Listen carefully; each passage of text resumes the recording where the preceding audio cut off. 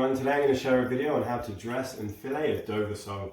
What we're going to need for this is a pair of kitchen scissors, two very clean dish rags, and a sharp, always sharp, fillet knife.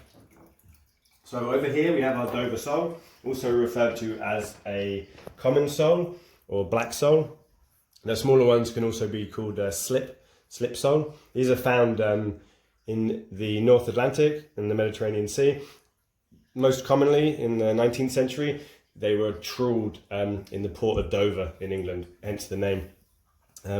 So what we're going to do first, there's two sides. The white side, which stays on the bottom of the ocean, and then the top side. You can see the two eyes are very close together. This is because they hide under the sand, and then when there's krill or plankton, they can pounce out and eat it.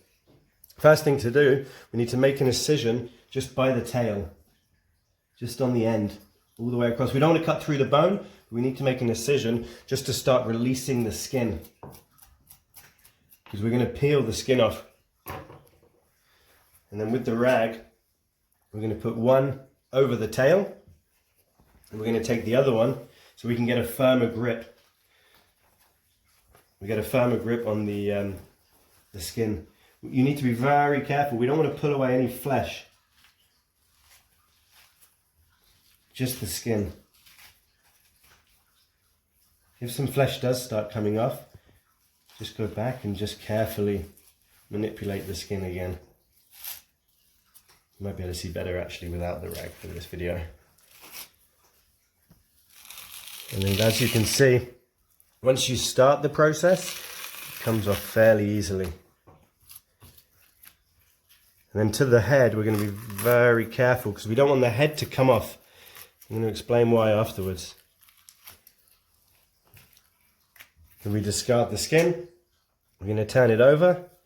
We're going to do exactly the same on the other side. An incision at the end of the tail. We're just going to use the knife to start releasing it away from the flesh. Taking our cloth.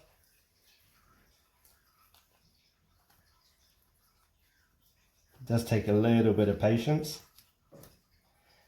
Okay, so once it starts to come away, it's fairly easy to carry it on. It is actually easier to do this process when the fish is still frozen, or if you decide to freeze it, you want to peel it immediately after. The same on this side, carefully pulling it away from the flesh.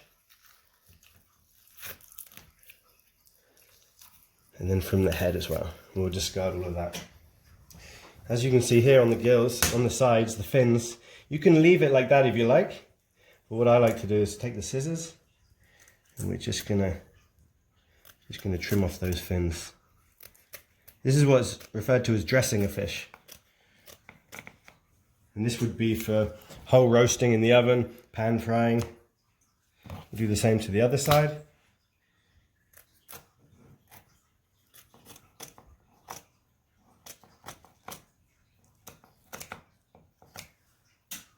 We're going to take a little bit of the end of the tail off. And that's it. This fish now is ready for roasting whole in a pan.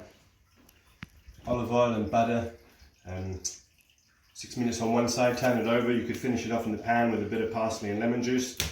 What I'm going to show you now is how to remove the fillets. Down here you can see we have the spine. It's the backbone.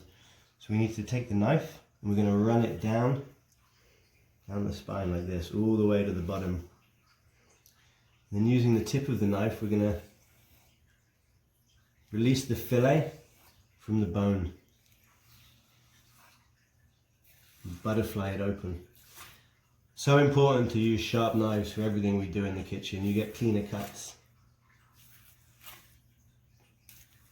As you can see, I'm not sawing with the knife. I'm using single motion every time.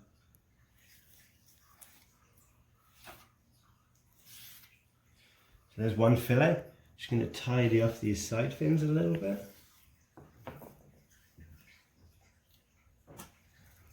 It's a beautiful buttery fish. A little bit pricey, but it's really worth it. And it lends well to grilling, pan frying, steaming. we're going to roll these up. So from the tail, roll it all the way up to where the head, and there was some beautiful little roulades. Afterwards we're going to take a toothpick and just stick it so it stays together. Turn it over. I'm right-handed, it's easier for me to go now from the tail to the head. Again, always using single motion, following the line of the bone. Just going to cut this here, releasing it from the head. And as you can see underneath, we're going to expose the roe. And what we can do with the roe, in Greece they like to make a dip called tara masalata. Generally from cod roe, but you could do it from sole roe too. Not my favourite thing to eat, but some people also like it sautéed. My dad used to enjoy it sautéed, pan-fried, with the garlic butter. It does have a fishy flavour to it. Now we're going to finish trimming off this fillet. Like this.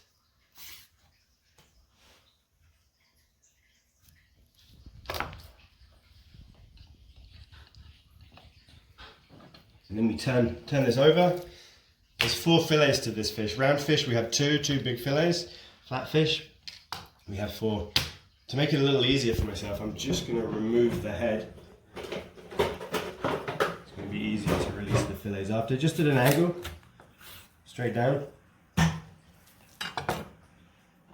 we're going to do the other side. Head to tail, following the dark flesh, the line, which is giving us a clue to where the spine is.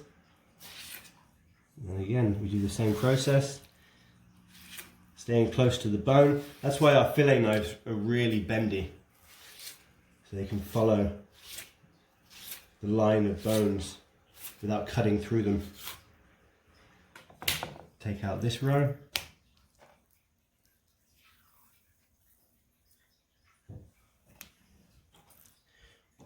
You can also take these fish roe, you can dry them out in an oven very slowly on a very low temperature. You can then put them in a coffee grinder.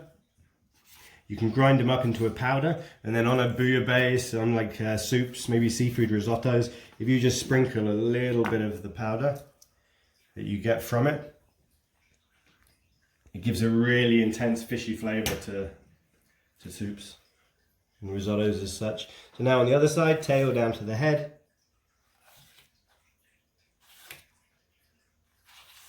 No sawing. Every time we put our knife on, if I was to saw it, we wouldn't have these nice smooth lines. The presentation of the fish wouldn't be as nice, it wouldn't be as clean. Take that off. Trim this one up, just these little side gills here that you can see. And we're going to roll this one up as well. Just remove that. Tail to the head. You don't want to roll it too tight because we want the heat to be able to get to it. And then as you can see here, you can see your hand through it. There's no flesh on the bones, nice and clean. These bones would be very nice to make a stock out of. Perfect whitefish for that. So I'm going to keep all the trimmings. So here we have our fillets of Dover sole. We're also going to keep the roe. And that's it, beautiful buttery fish. I hope you enjoyed the video, and I hope you guys try it out. Please tag me if you do decide to do it. Happy cooking.